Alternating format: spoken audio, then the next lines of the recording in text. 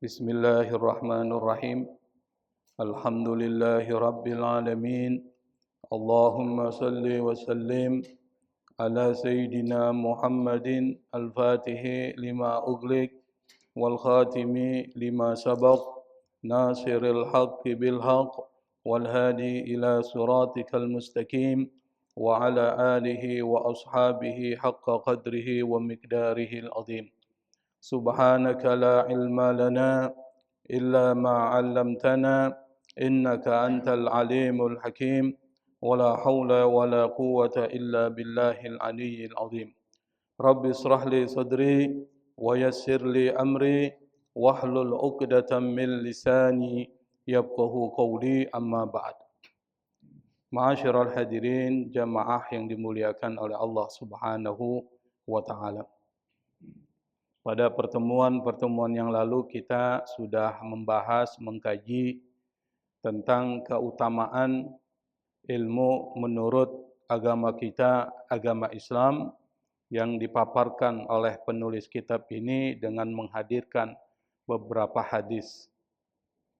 Yang kalau disimpulkan hadis-hadis tersebut, maka dapat ditarik kesimpulan bahwa menuntut ilmu itu adalah sesuatu yang wajib bagi setiap orang muslim, terutama yang terkait dengan ilmu yang terkait dengan persoalan ibadah kita kepada Allah Subhanahu wa taala atau disebut dengan ilmu agama.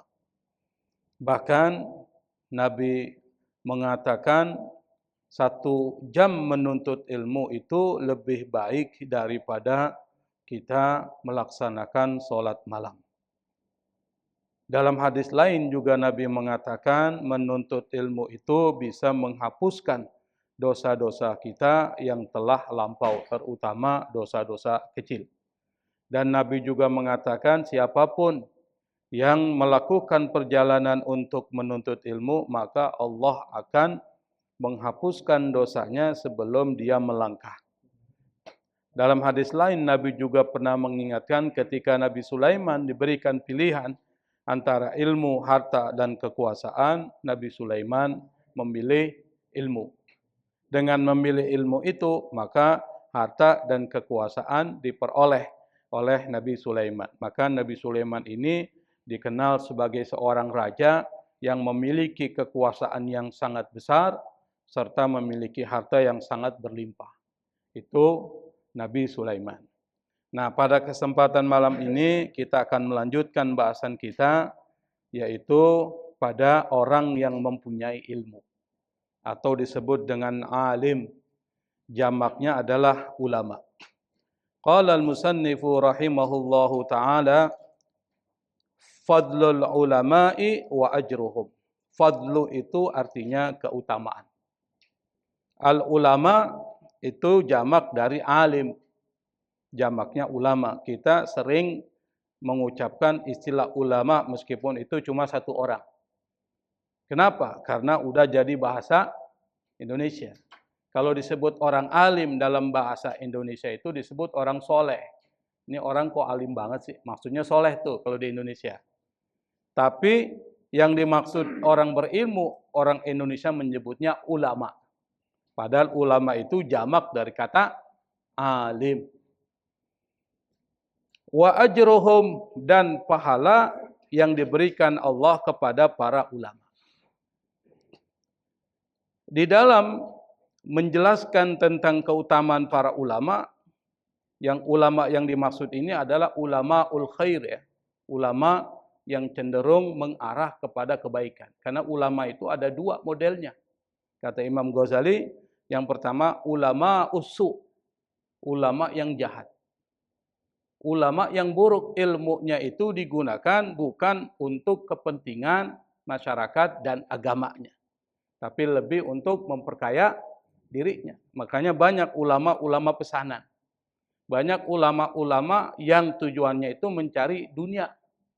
Datang, diminta untuk ceramah misalnya, dia menetapkan tarifnya sekian. Kalau tidak dibayar sekian, dia nggak datang tuh. Nah, itu termasuk tuh kategori min ulama isu.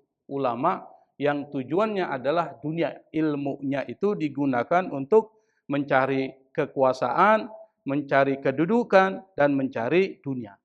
Yang seperti itu tidak masuk kategori ulama yang disebutkan di sini. Yang dimaksud dengan ulama ini adalah yang kedua, ulamaul akhirah. Ulama yang tujuannya adalah akhirat. Makanya di dalam sejarah Islam kita mengenal banyak para ulama-ulama besar itu yang memang orientasi hidupnya adalah akhirat. Sehingga karya-karya beliau tersebar meluas dan tidak ada hak patennya, tidak ada royaltinya. Jadi kalau Anda mau cetak, mau fotokopi, tidak kena sanksi hukum tuh. Biasanya kan kalau penulis-penulis sekarang bukunya diperbanyak tanpa izin dia, maka itu bisa dituntut tuh. Tapi ulama-ulama dulu, misalnya Imam Al-Ghazali seperti Syekh Zainuddin Al-Malibari, ini orientasinya adalah akhirat. Nah, ulama yang seperti itu kata Nabi, wa ibnun Najari an Anasin radhiyallahu anhu, al-ulama'u warasatul anbiya. Yuhibbuhum ahlus sama'i wa yastaghfiru lahum al-hitanu fil bahri idza matu ila yaumil qiyamah. Hadis Nabi yang diriwayatkan oleh Ibnu Najjar. Ibnu Najjar ini adalah seorang ulama ahlus sunnah wal jamaah pada masa dinasti Abbasiyah, Ibnu Najjar. Beliau lahir pada tahun 1183 Masehi. Dan beliau meninggal pada tahun 1246, yaitu pada masa dinasti Abbasiyah, dan beliau termasuk ahli hadis dan ulama fikih mazhab Syafi'i pada masanya. Ibnu Najjar ini meriwayatkan satu hadis dari Anas bin Malik. Nah, Anas bin Malik ini sahabat Nabi yang banyak meriwayatkan hadis. Dia termasuk di antara 7 sahabat yang banyak meriwayatkan hadis. Tetapi yang paling banyak Abu Hurairah.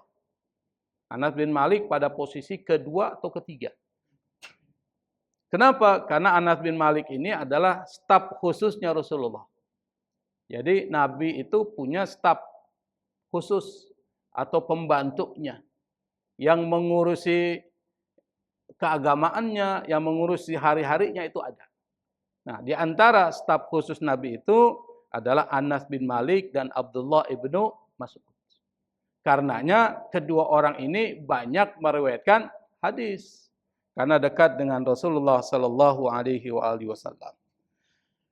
Dari Anas bin Malik meriwayatkan dari Rasulullah Sallallahu Alaihi Wasallam, Rasul mengatakan kepada kita, al ulama'u warasatul anbiya.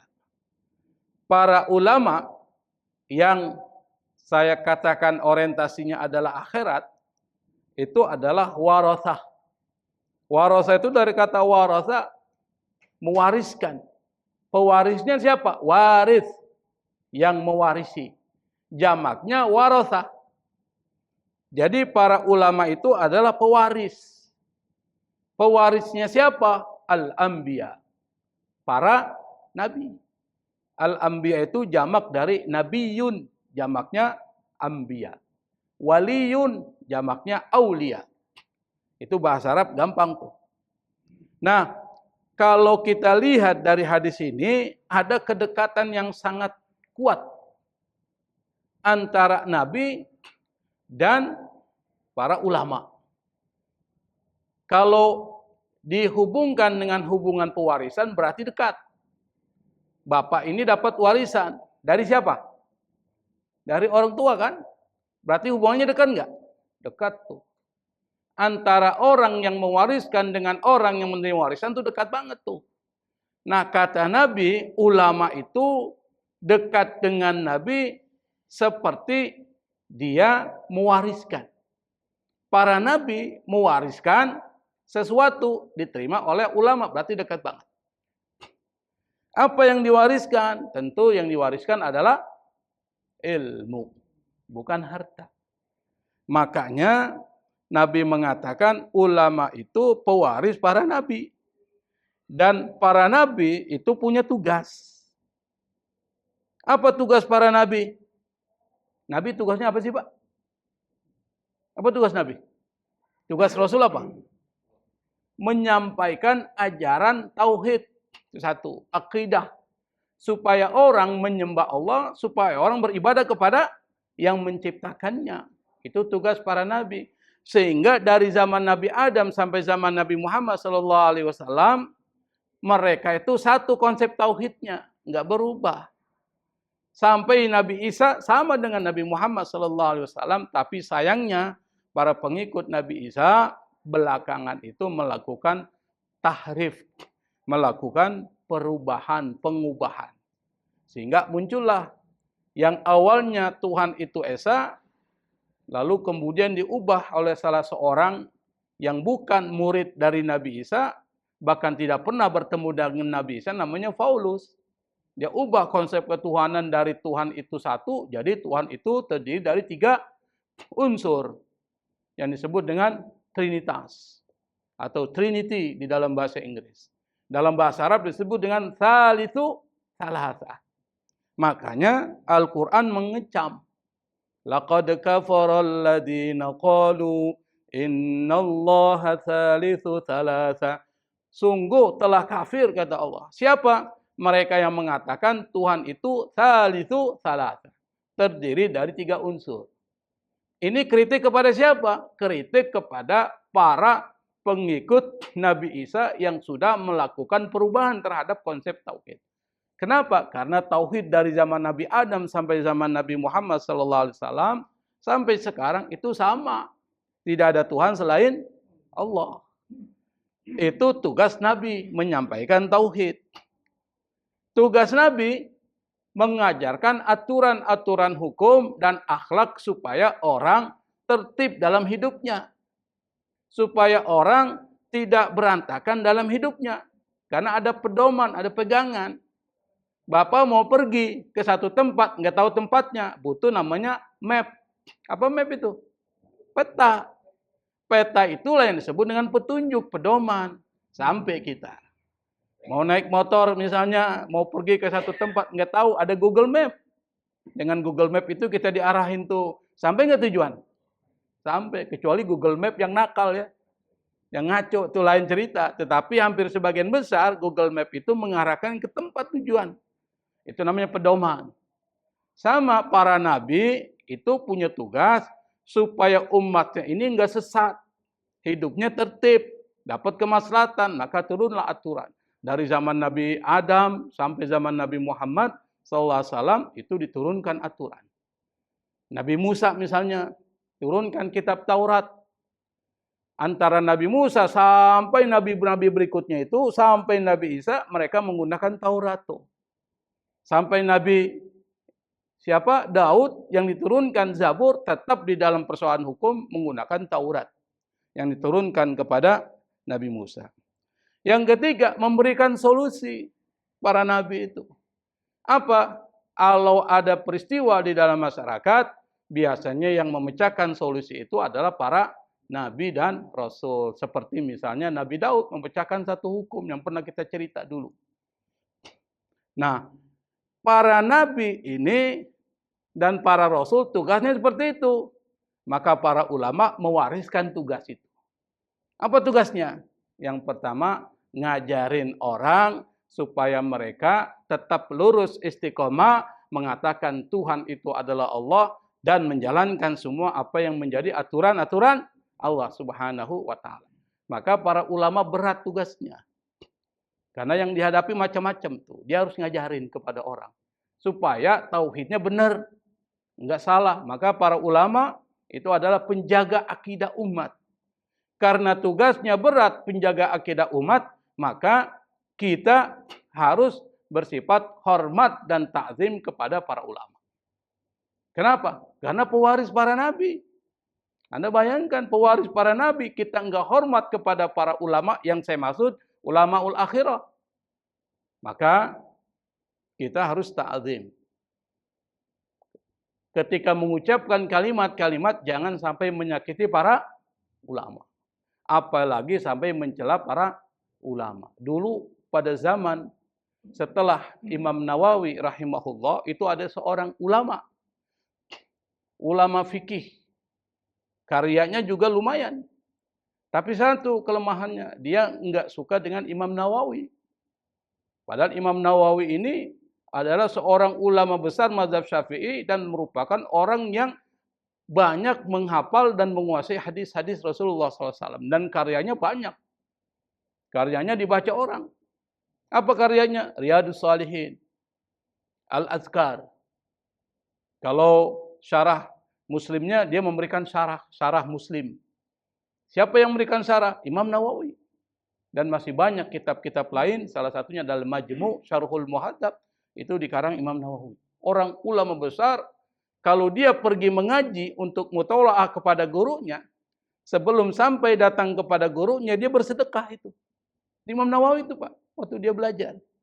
Pada saat dia bersedekah, lalu dia berdoa kepada Allah. Karena biasanya orang kalau berdoa disertai dengan sedekah, itu lebih dikabulkan Allah Subhanahu wa Ta'ala. Apa doanya? Ya Allah, tutuplah aib guruku dariku. Doanya. Jangan kau perlihatkan aib guruku kepadaku. Kenapa? Karena guru enggak semuanya sempurna. Guru bukan nabi. Tentu manusia punya keinginan-keinginan. Tapi kalau dibandingkan antara ulama dengan kita, dosanya lebih banyak kita. Tapi ulama kan enggak sempurna juga. Maka Imam Nawawi bilang, minta kepada Allah, jangan perlihatkan aib guruku. Kenapa? Khawatir kalau saya tahu aib guruku, nanti saya akan tidak respect, tidak hormat, tidak takzim kepada guruku. Padahal untuk bisa mendapatkan ilmu, kita harus takzim kepada para guru dan para ulama kita. Makanya sekarang banyak ilmu yang gak barokah Pak. Banyak murid-murid yang sulit jadi orang besar. Kenapa? Ilmunya nggak berkah. Kenapa? Kepada gurunya aja kurang ajar. Gurunya dipanggil namanya. Gurunya diceritain di belakang yang negatif-negatif. Kira-kira berkah nggak itu? Nggak berkah itu. Makanya kalau punya guru jangan dibicarakan yang negatifnya. Kenapa? Karena semua orang nggak sempurna. Bukan cuma guru, kita juga sama semuanya. Jangan membicarakan yang negatif-negatif. Jadi ada orang yang memang benci kepada Imam Nawawi dan dia ulama. Saking bencinya, Imam Nawawi udah meninggal nih. Dia jelekkan, disebutkan keburukan-keburukannya. Misalnya Imam Nawawi begini. Padahal dia ulama besar. Bukan ulama-ulamaan ya. Hah? Dia nggak menikah. Masih muda dia meninggal tapi karyanya banyak. Dia ulama besar. Setelah meninggal ada ulama berikutnya tapi dia menjelek-jelekan Imam Nawawi. Pas ulama yang menjelek-jelekan Imam Nawawi ini meninggal. Lidahnya itu hitam semua. Bahkan pada saat dia meninggal, lidahnya ini kemudian dimakan oleh binatang. Jadi langsung diambil tuh lidah itu dibawa kabur tuh. Orang kemudian mengaitkan kenapa dia bisa seperti ini, lidahnya menjadi hitam lalu kemudian dimakan oleh binatang. Karena lidahnya suka mencela Imam Nawawi. Darahnya para ulama, para waliullah itu adalah bisa apa? Itu racun tuh darahnya para ulama. Artinya apa? Kalau Anda mencela, mencaci maki ulamaul akhirah, maka itu bisa membunuh Anda. Makanya banyak orang-orang yang mencela para ulama yang benar, itu bisa cepat mati, Pak. Kenapa? Kata Allah dalam hadis qudsi, man adza waliyan faqad adzantuhu bil harbi. Kata Allah dalam hadis qudsi, Allah mengatakan, barang siapa yang mengganggu wali-waliku, maksudnya ulama-ulamaku, maka kata Allah, faqad adzantuhu bil harbi. Aku akan mengumumkan kepada orang itu perang. Bapak berani perang sama Allah? Berani? Nggak ada satupun yang berani perang sama Allah. Mau di mana kau tinggal? Semua rezeki ini diberikan Allah. Dicabut aja tuh kunci rezekinya. Habis. Karena para ulama itu seperti itu, pewaris para nabi yang meneruskan ajaran-ajaran para nabi, menjaga akidat, memberikan solusi kepada umat, maka diibaratkan sebagai warasatul anbiya. Karena dia pewaris para nabi, maka konsekuensinya adalah yuhibbuhum ahlus sama. Yang pertama, yuhibbu, mencintai. Hum, larinya ke ulama. Siapa yang mencintai? Ahlus sama, penduduk langit. Jadi para ulama itu dicintai penduduk langit. Siapa yang mencintai? Penduduk langit siapa, Pak? Para malaikat. Malaikat cinta kepada para ulama. Kenapa? Karena mengajarkan kebaikan buat orang. Karena dia cinta, maka malaikat doain. Didoain. Doanya malaikat diterima Allah enggak? Diterima Allah. Karena malaikat ini adalah makhluk yang dekat dengan Allah. Enggak pernah berbuat dosa. Patuh dan taat kepada Allah. Enggak pernah durhaka. La ya'sunallaha ma amarahum wa yaf'aluna ma yu'marun. Kata Allah, mereka enggak pernah maksiat kepada Allah, tetapi mengamalkan dan melakukan apa yang diperintahkan Allah Subhanahu wa ta'ala. Bukan cuma penduduk langit yang mencintai para ulama, mendoakan para ulama, bahkan wa yastaghfiru lahumul hitan. Wa yastaghfir, dari kata istaghfara, minta ampun. Siapa yang minta ampun? Al-hitan. Siapa hitan itu? Hud. Hud itu artinya ikan di lautan. Memintakan ampun buat siapa? Buat para ulama. Anda bayangkan, ikan, Pak. Bapak tahu berapa jumlah ikan sekarang di dunia ini? Itu doain kepada orang yang mempunyai ilmu atau ulama. Makanya salah satu profesi yang penting itu adalah menjadi guru, menjadi ulama. Kenapa? Karena manfaatnya besar. Tetapi sekali lagi ulama yang orientasinya adalah akhirat, bukan dunia. Wa yastaghfiru lahumul hitanu fil bahri. Para ikan-ikan di lautan itu memintakan ampun kepada Allah buat para ulama yang ada di lautan. Ikan-ikan yang ada di lautan memintakan ampun kepada Allah supaya para ulama itu diampuni dosanya oleh Allah Subhanahu wa taala idza matu ila yaumil qiyamah. Apabila para ulama itu udah meninggal, ikan-ikan ini kata Nabi mendoakan para ulama ila yaumil qiyamah, sampai hari kiamat. Luar biasa ini para ulama ini. Makanya kalau bisa, Pak, pelajari ilmu agama dan jadilah seorang yang alim, mengajarkan ilmu kepada orang lain. Masih ada waktu. Belajarlah, kemudian ngajari. Belajar ilmu itu enggak sulit. Yang penting tekun, konsisten, istiqomah, dan seterusnya, insya Allah akan dapat ilmu dan ngajari kepada orang lain. Ada namanya Fudail bin Iyad, mantan preman. Kemudian taubat, lalu kemudian belajar ilmu, sampai kemudian menjadi seorang ulama besar. Fudail bin Iyad. Itu hadis yang pertama yang menjelaskan tentang apa? Tentang manfaat menjadi seorang ulama. Karena itu maka karena ulama mempunyai posisi yang sangat penting, orang yang memandang ulama, kata Nabi, maka Allah jadikan setiap pandangan tersebut malaikat. Jadi kalau kita pandang ulama akhirat nih, kita pandang dia pada saat ketika kita mendengarkan tausiah, mendengarkan ajaran-ajarannya, maka setiap pandangan Allah jadikan itu malaikat, yang malaikat itu khusus memintakan ampun kepada Allah terhadap dosa-dosa yang kita lakukan. Itu baru an-nadhrah ila wajhil ulama, baru melihat kepada wajahnya para ulama. Apalagi duduk di majelis ilmunya, ngikuti pelajarannya, lalu diamalkannya, maka orang-orang seperti itu nanti akan mendapatkan syafaat dari para ulama. Nanti dijelaskan di sini, para ulama juga bisa memberikan syafaat. Hadis yang kedua, wal Bukhari diriwayatkan oleh Imam Bukhari, seorang kolektor hadis terkemuka yang tingkat keakuratannya itu atau tingkat akurasinya di dalam mengumpulkan hadis yang tertinggi.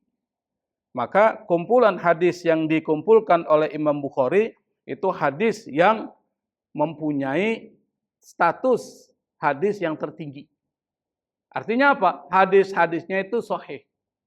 Karena di dalam menseleksi hadis-hadis yang diterima itu menggunakan metodologi yang sangat ketat. Itu Imam Bukhari itu. Maka kalau ada orang mengatakan Bukhari itu keliru, Anda harus hati-hati. Karena di dalam melakukan penyaringan hadis-hadis yang sahih itu metodologinya kuat banget. Apa sih metodologi itu? Kalau bahasa kita, caranya. Dan beliau ini, Imam Bukhari, meriwayatkan hadis dari siapa? Muawiyah. Muawiyah ini adalah seorang sahabat Nabi yang beliau pernah berkuasa menjadi khalifah setelah Imam Hasan, yaitu pada tahun 661 sampai 680. Jadi kalau dihitung sampai sekitar 19 tahun dia menjadi penguasa. Dan dia pernah ditunjuk sebagai gubernur di Syria yang sekarang Damaskus. Pada tahun 639, siapa yang menunjuk? Yang menunjuk adalah Khalifah Umar bin Khattab, khalifah kedua setelah Abu Bakar As-Siddiq radhiyallahu anhu. Kata Muawiyah meriwayatkan dari Rasulullah sallallahu alaihi wasallam, "May yuridillahu bihi khairan yufaqihu fid din." Kata Rasulullah sallallahu alaihi wasallam, barang siapa yurid itu artinya menghendaki. Siapa yang menghendaki di sini? Allah. Barang siapa yang dikehendaki oleh Allah, dikehendaki apa? Bihi khairan, dia mendapatkan kebaikan. Ini kalau Allah menginginkan kebaikan kepada seseorang, maksudnya gitu.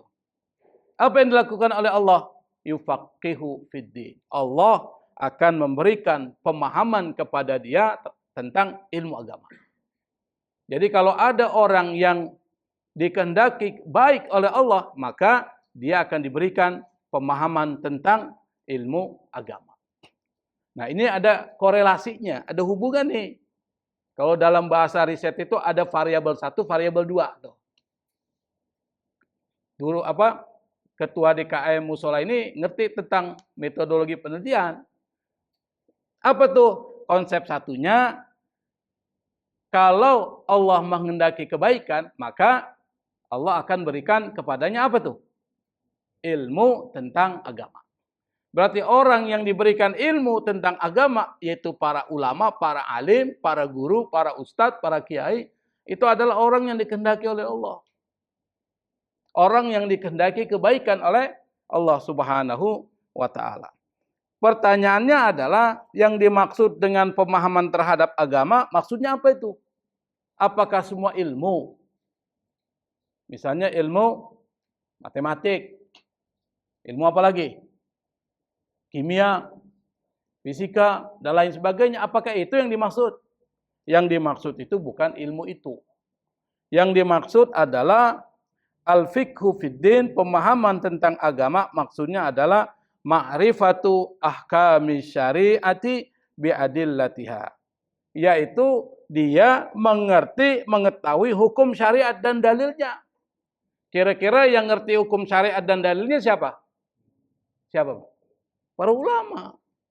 Maka ulama-ulama ini yang dikehendaki kebaikan oleh Allah Subhanahu wa ta'ala. Kedua, memahami mana perintah, mana larangan. Lalu kemudian mengamalkan perintah tersebut dan menjauhi larangan tersebut sesuai dengan apa yang ditentukan oleh Allah Subhanahu wa ta'ala. Karena dengan itulah maka akan muncul khasyah. Apa itu khasyah? Rasa takut.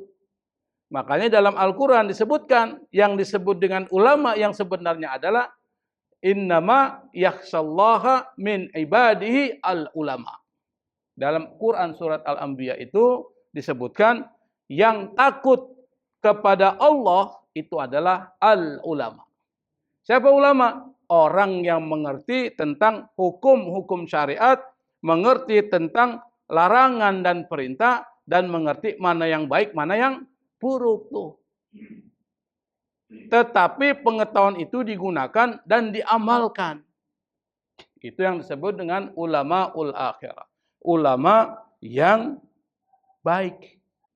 Maka pesan moralnya adalah kita jadilah orang yang dikehendaki kebaikan oleh Allah Subhanahu wa taala. Caranya gimana? Caranya belajar ilmu agama. Dengan belajar ilmu agama, nanti Allah akan berikan pemahaman kita tentang agama. Kalau kita paham tentang agama kita, lalu kita ajarkan, maka kita masuk kategori mualliminan nas al khair. Orang yang mengajarkan kebaikan kepada orang lain. Itu hadis kedua. Hadis yang ketiga diriwayatkan oleh Imam At-Tabrani. Wa Tabraniyu wal Baihaqi an Abi Hurairah radhiyallahu anhu. Imam Tabrani seorang kolektor hadis, sama dengan seperti Imam Bukhari, dia kolektor hadis. Dan Imam Baihaqi sama, dia adalah kolektor hadis. Mereka berdua meriwayatkan hadis dari sahabat Nabi yang bernama Abu Hurairah. Yang saya katakan tadi, beliau sahabat Nabi yang paling banyak meriwayatkan hadis dan posisi pertama. Ranking 1 dia. Apa kata Abu Hurairah meriwayatkan dari Rasulullah sallallahu alaihi wasallam? Kata Nabi, "Ma ubidallahu bi syai'in afdala minal fiqhi fid din. Wala faqihun wahidun asyaddu 'ala syaitani min alfi 'abidin. Walikulli syai'in imadun wa imadu hadzal din al-fiqhu."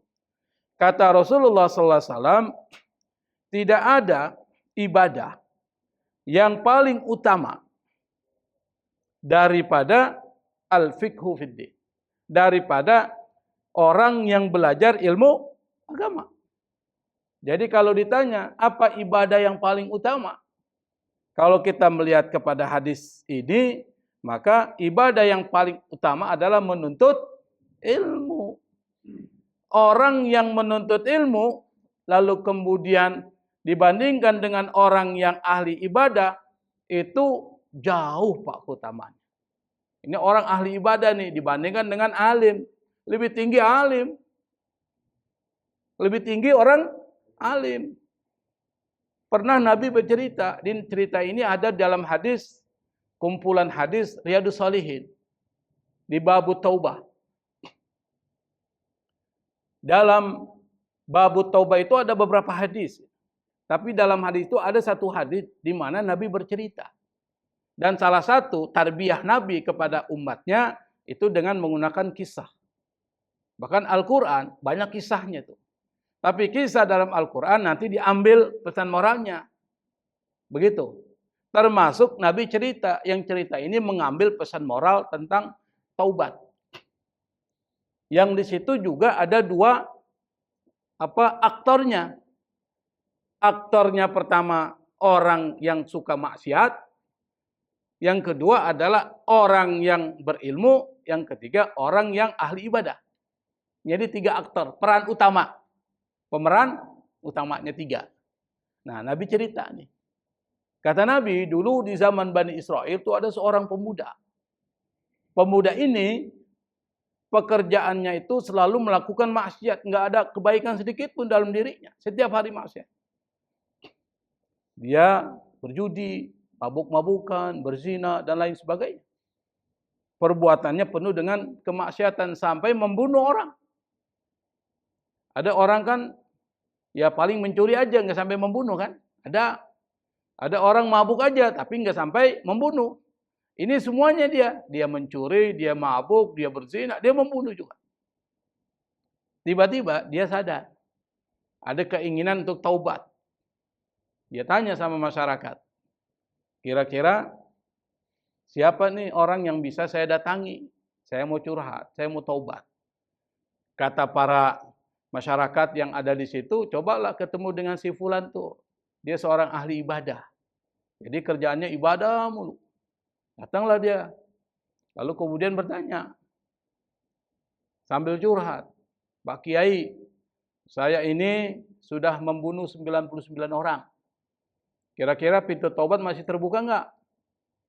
Ya namanya preman, begal kan. Tentu emosinya tinggi tuh.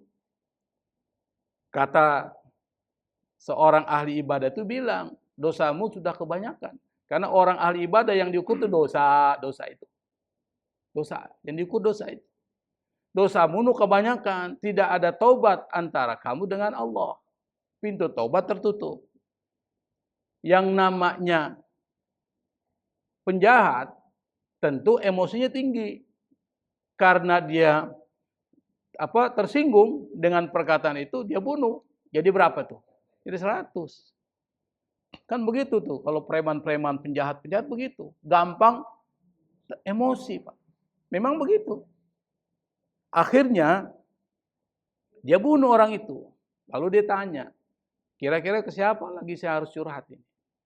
Akhirnya ada orang mengatakan, pergilah sana ke orang alim, ulama Bani Israel. Pergilah dia.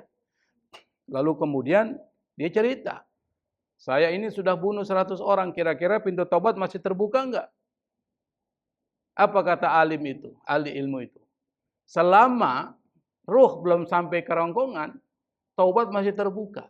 Apa yang menghalangi engkau dengan Allah? Akhirnya orang itu pun senang. Artinya masih ada kesempatan dia kembali untuk taubat. Tapi kata ulama itu, dia mengatakan, kamu harus hijrah. Kalau mau tobat jangan tinggal di situ. Karena itu tempat di mana sulit orang bisa berubah. Pasti akan kembali lagi. Akhirnya hijrah dia. Belum sampai ke tempat tujuan sudah meninggal. Di pertengahan jalan terjadi perdebatan antara malaikat rahmat dan malaikat azab. Malaikat rahmat mau bawa dia ke surga. Malaikat azab mau bawa dia ke neraka. Alasannya jelas. Yang satu bilang nggak ada amal kebaikan sedikit pun. Yang satu bilang dia udah taubat. Akhirnya didatangkanlah seorang malaikat yang menyerupai wajah manusia menjadi mediator, dimediasi. Lalu kemudian kesimpulannya adalah solusinya diukur. Jarak tempat dia tinggal dengan jarak tempat yang dituju. Setelah diukur ternyata sejengkal lebih dekat kepada tempat yang dituju. Kata malaikat rahmat, saya yang bawa orang ini ke surga. Atau ke tempat ruhnya orang-orang yang bersih namanya illijin. Kenapa? Orang yang taubat dari dosanya seperti tidak punya dosa. Yang diambil pesannya bukan soal taubat, tetapi soal bagaimana perlakuan dua pemeran utama tadi, ahli ibadah dan ahli ilmu. Mana yang lebih masuk akal, Pak? Ahli ilmu.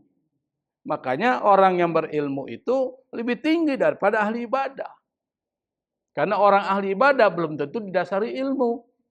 Tapi kalau orang ilmu ibadah didasari dengan ilmu. Makanya ini disebutkan, tidak ada satu ibadah kepada Allah yang paling utama kecuali mempelajari ilmu agama atau memahami ilmu agama. Al-fiqhu fiddin. Yang dimaksud dengan al-fiqhu fiddin tadi, ma'rifatu ahkami syariah. Mengetahui hukum-hukum syariat. Lalu Nabi melanjutkan. Apa kata Nabi? Wala faqihun wahidun asyaddu ala syaitani min alfi abidin. Satu orang ulama yang faqih, ngerti tentang ilmu, asyaddu ala syaitan, lebih ditakuti oleh syaitan. Tuh, asyaddu ala syaitan, lebih ditakuti ketimbang siapa? Min alfi abidin, daripada 1000 ahli ibadah. Satu orang berilmu, Pak, itu lebih ditakuti setan ketimbang 1000 orang ahli ibadah. Ini 1000, Pak, banyak banget ini. Kenapa? Orang ilmu bisa menipu setan. Tapi orang ahli ibadah belum tentu bisa. Kenapa? Bisa jadi ibadahnya itu dimasuki unsur riya. Bisa jadi dia ibadah, tapi tujuannya supaya orang melihat dia orang soleh. Supaya orang melihat dia orang alim dan seterusnya. Bisa jadi ada unsur riya, ada bangga dengan ibadahnya. Sampai dia mengatakan, saya lebih hebat dari dia sholat malamnya. Saya lebih hebat, jago daripada dia puasanya. Kenapa? Dia merasa lebih hebat daripada itu. Maka dia kena jebakan setan. Itu yang saya maksud tadi. Orang berilmu itu lebih ditakuti oleh setan ketimbang 1000 ahli ibadah. Walikulli syai'in imad, kata Nabi, segala sesuatu itu ada tiangnya. Imad. Imaduddin, tiang agama. Wa imadu hadzal din, tiang agama ini yaitu tiang agama Islam apa? al-fiqhu, yaitu fikih, yaitu memahami tentang hukum-hukum syariat. Yang dimaksud fikih ini bersifat umum, yaitu memahami tauhid, memahami fikih, memahami tasawuf dan lain sebagainya. Itu pondasi atau tiang dari agama Islam adalah fikih. Karena itu maka kita diminta oleh Nabi belajar. Meskipun kita sudah berumur seperti ini, tetap harus belajar. Hadis berikutnya, ini masih banyak hadis nih.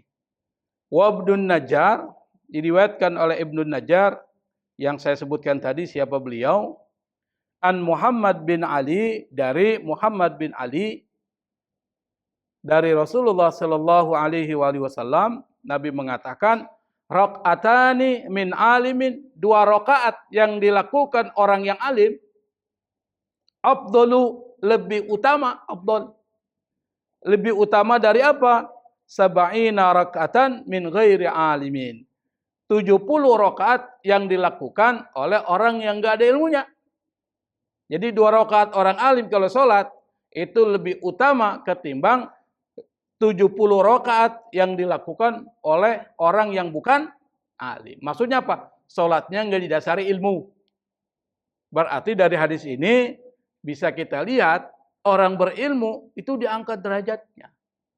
Bahkan sholatnya yang 2 rakaat aja itu masih lebih utama ketimbang sholatnya orang ahli atau orang yang tidak mengerti ilmu meskipun sholatnya sampai 70 rakaat. Yang berikutnya adalah, dan hadis ini diriwayatkan oleh Abu Nuaim. Jadi kita kalau belajar hadis itu banyak tokohnya itu. Ya karena bukan backgroundnya pendidikan di agama ya, perguruan tinggi diajari itu. Siapa tuh Ibnu Nuaim, siapa Al-Khatib. Di sini ada Abu Nuaim wal Khatib, dia meriwayatkan hadis dari Abu Hurairah. Selalu Abu Hurairah. Kenapa? Karena yang paling banyak meriwayatkan hadis dari sahabat Nabi itu Abu Hurairah. Maka sering tuh kedengeran Abu Hurairah. Apa kata Abu Hurairah meriwayatkan dari Nabi? Kata Abu Hurairah dari Nabi Muhammad sallallahu alaihi wasallam, khiyaru ummati ulama'uha. Umat pilihanku kata Nabi adalah ulamanya. Wa khairu ulama'iha, sebaik-baik ulamanya itu adalah ulama yang ruhama'uha, yang penuh dengan kasih sayang. Ala, ketahuilah kata Nabi, wa innallaha, sungguh Allah subhanahu wa ta'ala, la yaghfiru lil alimi arba'ina dzamban qabla an yaghfira lil jahili dzamban wahidan. Kata Nabi, Allah sungguh akan mengampuni siapa? Orang yang alim, orang yang berilmu, itu arba'ina dzamban, 40 dosanya. Allah ampuni. Sebelum ayyaghfira lil jahil, Allah mengampuni orang yang tidak berilmu dzamban wahidan, 1 dosa. Jadi sebelum Allah ampuni dosanya orang yang tidak berilmu, Allah sudah ampuni 40 dosa dari orang yang berilmu. Kira-kira beda nggak nih? Beda. Bukan Allah diskriminatif, bukan. Tapi memang ada keutamaan. Ala wa innal alimar rahima yaji'u yaumal qiyamati wa inna nurahu qad adha. Kata Nabi, ketahuilah orang yang alim, yang penuh dengan kasih sayang kepada masyarakatnya, kepada jamaahnya, nanti pada hari kiamat, yaji'u, akan datang yaumal qiyamah, pada hari kiamat, wa inna nurahu, cahaya dia, qad adha. Cahaya orang berilmu itu akan menyinari. Yamshi fihi ma bainal masyriq wal maghrib. Yang sinar itu nanti akan menyinari antara timur dan barat. Jadi di surga nanti antara timur dan barat itu menjadi terang. Karena apa? Cahaya dari orang berilmu. Kama yudhi'ul kawkabud duri. Sebagaimana bintang kejora itu mengeluarkan sinar. Pernah ngeliat bintang kejora nggak Pak? Apa sih bintang kejora itu? Bersinar nggak itu? Terang benderang. Seperti sinarnya bintang kejora. Kita lanjutkan. Wadailami an Ibnu Abbas, diriwayatkan oleh Imam Ad-Dailami, termasuk dia pengumpul hadis ya, seperti Abu Nuaim, Al-Khatib, At-Tabrani, Bukhari, Al-Baihaqi itu sama sebagai pengumpul hadis. Kata Imam Ad-Dailami meriwayatkan dari Ibnu Abbas ini termasuk sahabat Nabi yang banyak meriwayatkan hadis. Jadi Abu Hurairah, Anas bin Malik, Abdullah Ibnu Abbas itu termasuk 7 sahabat Nabi yang banyak meriwayatkan hadis. Kata Nabi, idza matal alim, apabila orang alim itu meninggal, apa yang dilakukan Allah? Sawwarallahu ilmahu fi qabri. Allah akan jadikan ilmunya itu nanti berbentuk manusia di dalam kuburnya, ditemani. Jadi ilmunya itu nanti akan nemenin dia. Padahal di kuburan kan sendirian. Tapi ilmunya itu nanti akan dijadikan seperti manusia yang menemani orang itu. Apa yang dilakukan? Yu'nisuhu ila yaumil qiyamah. Yang teman itu selalu menghibur dia sampai hari kiamat. Wa yadra'u anhu hawamal ardi, dan dia akan menolak, menghalangi cacing-cacing tanah yang akan memakan orang itu. Itu orang berilmu. Maka jangan heran kalau ulama-ulama yang soleh, ulama-ul akhirah, itu jasadnya nggak dimakan cacing tanah. Siapa? Syekh Nawawi Al-Bantani di Mekah. Pada saat mau digali kuburannya mau diangkat, karena kalau di Mekah itu nggak boleh lama kuburan itu, diangkat tuh. Pas diangkat masih utuh, Pak. Akhirnya nggak berani diangkat, langsung dikuburkan ulang. Siapa lagi? Ada seorang ulama, Habib Alwi Al-Maliki. Baru meninggal dia. Itu pas mau diangkat kuburannya, mau digali itu kuburannya, mau diganti lagi, itu ternyata masih utuh. Termasuk siapa? Ulama kita, Maimun Zubair. Yang meninggal berbarengan dengan saya pergi haji tahun 2019. Waktu meninggal tuh hujan lebat, Pak. Dia termasuk pas mau digali, jasadnya masih utuh. Itu yang disebut dengan ulama-ul akhir. Ulama yang orientasinya adalah akhirat. Tapi kalau ulama palsu, dimakan cacing tanah, Pak. Yang tahu hanya Allah Subhanahu wa Ta'ala. Karena itu jangan berhenti belajar. Memang godaannya ya seperti itu. Kadangkala naik turun tuh. Tapi ingat, menuntut ilmu pahalanya besar. Jangan satu pun kita tinggalkan menuntut ilmu. Nanti kita akan menyesal. Pada saat ketika kita menghadap Allah, nyesal kita. Kenapa dulu waktu dunia saya nggak belajar dan sebagainya. Nah, manfaatkan sisa umur kita menghadiri majelis ilmu yang itu bisa memberikan manfaat kepada kita. Wallahul musta'an. Wassalamualaikum warahmatullahi wabarakatuh.